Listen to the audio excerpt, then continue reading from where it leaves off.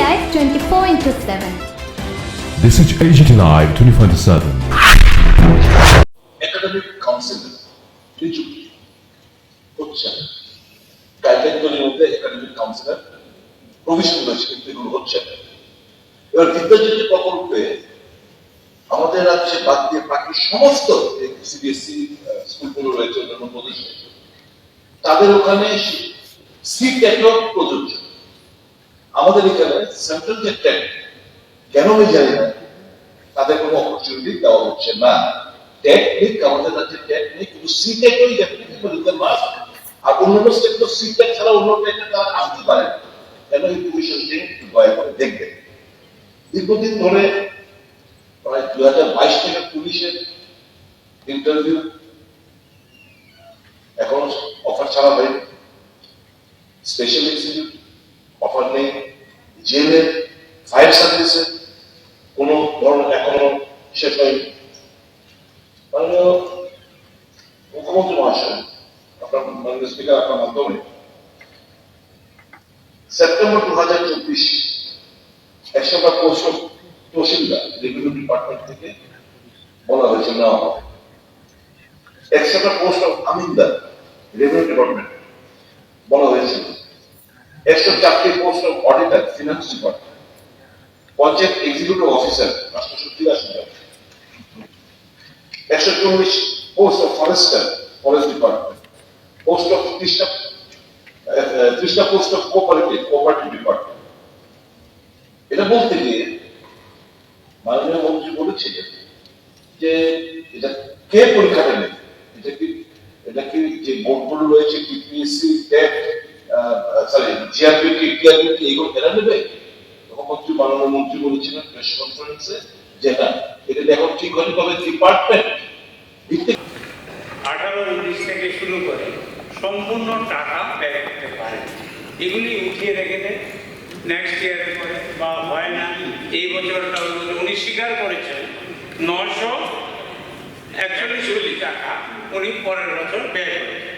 কিন্তু বক্তব্য হল, যেখানে আমাদের টাকার অভাবে চাকরি হয় না, বেকার বাড়ছে, ব্যয় হয় না, রাস্তা হয় না, ঘাট হয় না, ওষুধ কেনা যায় না, হসপিটাল ডেভেলপমেন্ট হয় না, এডুকেশন শেষ, সেখানে ব্যয় হবে না কেন? টাইম শেষ, টাইম ফিনিশ।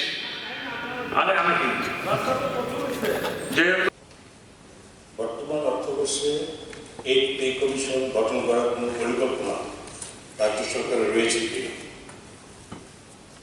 এই পে কমিশন গঠন করার ব্যাপারে এটা রাজ্য সরকারের বিবেচনাধীন আছে। যদি থাকে তবে কবে নাগাদ ঘোষণা করা হবে? এখন প্রশ্ন উত্তরের পরিপ্রেক্ষিতে প্রশ্ন আছে।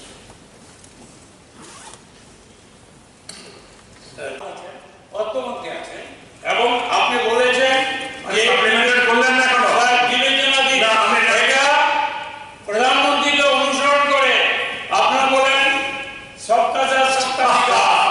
এখানে সর্বনাশ করবেন না কর্মচারীদের। এই বছর পে কমিশন ঘোষণা করবেন কিনা আমি গত 16 জানুয়ারি 2025 তারিখে কেন্দ্রীয় সরকারি কর্মচারীদের জন্য এই পে কমিশন গঠন করার প্রস্তাব ঘোষণা করে। আমি জানি না যে 1 এপ্রিল থেকে হবে, এটা আমাদের জানা নেই, যা এখনই পেয়েছে। এখন এটা এখন পর্যন্ত কেন্দ্রীয় সরকারের প্রস্তাব নিয়েছেন, করা হয়নি। দ্বিতীয়ত, ভারতবর্ষের কোনো রাজ্যই এখন এই পে কমিশন নিয়ে কোনো রকমভাবে চূড়ান্ত পর্যায়ে যায়নি। তা আমি ওনাকে বলেছি যে কর্মচারীদের স্বার্থে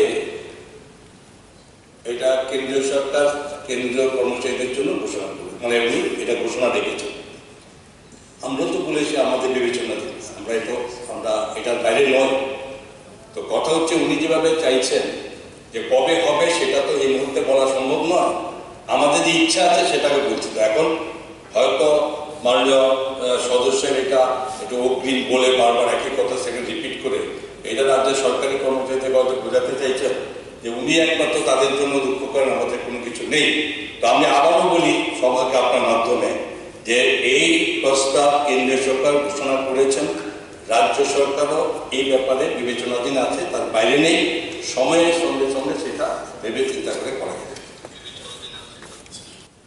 Due to inflation and disparities in the salaries and economies দূর করার জন্য স্যার আমি বিস্তারিত যাচ্ছি না, তবে ত্রিপুরার যারা সরকারি কমিশন তারা দুর্ভাগ্য 1988 সালে থার্ড পে কমিশন পাওয়ার পরে আর কোনো পে কমিশন পায়নি আর হয়নি।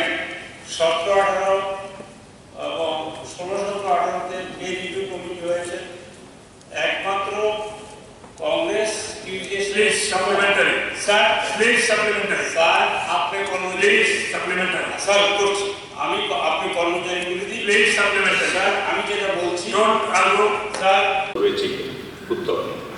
এখন পর্যন্ত প্রাপ্ত তথ্য অনুযায়ী 2023-24 সালের বাজেটে কেন্দ্রীয় সরকার কর্তৃক প্রদত্ত বিভিন্ন সেন্ট্রালি স্পন্সর্ড স্কিমে 29 ফেব্রুয়ারি 2024 পর্যন্ত প্রাপ্ত অর্থ ব্যয় করেছে, কিন্তু মার্চ 2024 মাসের শেষের দিকে প্রাপ্ত অব্যয়িত অর্থ 2024-25 অর্থ বছরে ব্যয় হয়েছে।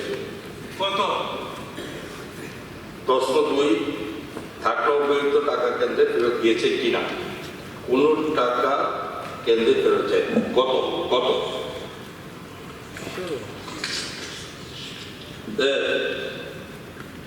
এই মার্চ 2024 লাস্ট পার্টে যেটা এসছে সেটা টোটাল অ্যামাউন্ট 941.64 কোটি টাকা, এবং যেটা টোটাল ছিল টোটাল যে 3819.21 কোটি টাকা, তার মধ্যে যেটা ফেব্রুয়ারিতে আমরা হিসাব দিয়েছি 2877.37 কোটি টাকা ব্যয় হয়েছে, বাকি টাকা অব্যয়িত মানে মার্চের শেষে এসে সেটা 24 হয়েছিল।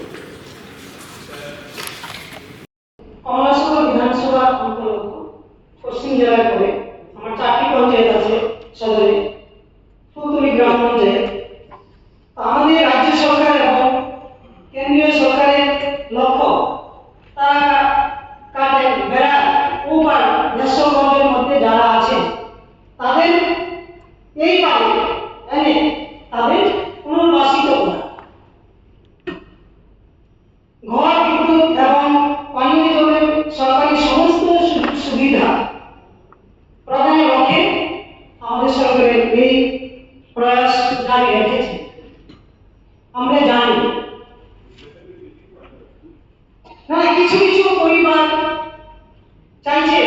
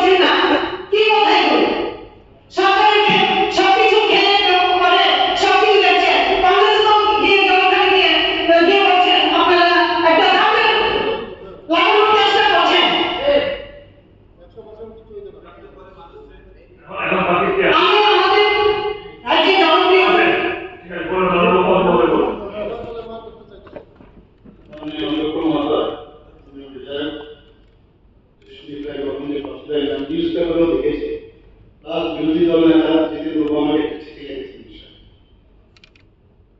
এই বিষয়ে খবর নিয়েছি কালকে নেওয়ার পরে যে ভ্যাকসিন টিকা আমার কাছে এসছে, সেটা হচ্ছে 75 families outside the fencing area. এবং এই 75 ফ্যামিলির মধ্যে 31 ফ্যামিলি তাদেরকে যে বিদায় করছেন ওমান অবস্থায় তাদের আছে PMAYG হাউস পাওয়া পেয়েছে 2018 তাই পেয়েছে আমি বলছি আরে listen outside the fencing area তারা একই পেয়েছে কিন্তু তারা মানে ওইখানে কিন্তু এসে থাকে মুশকিল তো চালু না A total number of 75 families were located outside the fencing area. এর মধ্যে যে 31 families তাদেরকে PMAYG আমাদের 2018 তে দেওয়া হয়েছে। এই 31টা যে হাউস আছে তার মধ্যে 25 have constructed houses under এই যে যারা স্যাংশন করার পর মাত্র 25 have constructed houses under PMAYG on Indian territory. Inside the fencing, however, these families continue to reside outside the fencing. Out of the 31 is out of 75 houses, and they increased the family. তারা electric connection এর জন্য apply করেছিল. Whereas 24 households are using hook line for electricity. এই 75 houses.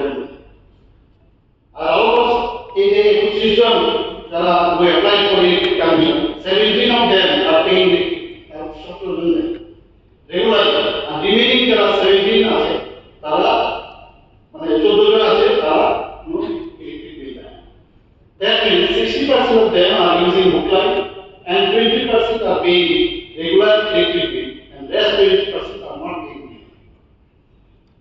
As per information received from the PSL customs, the Motinapur area lies between border pillar number 232 and 233, where you have been there. সব কথা বলা যাবে না, অনেক বিষয় আছে যেগুলো এখানে না বললেই ভালো। তবু যে বিষয়টা আপনি উঠিয়েছেন, most individuals from these 75 families are having dual citizenship of India and Bangladesh too.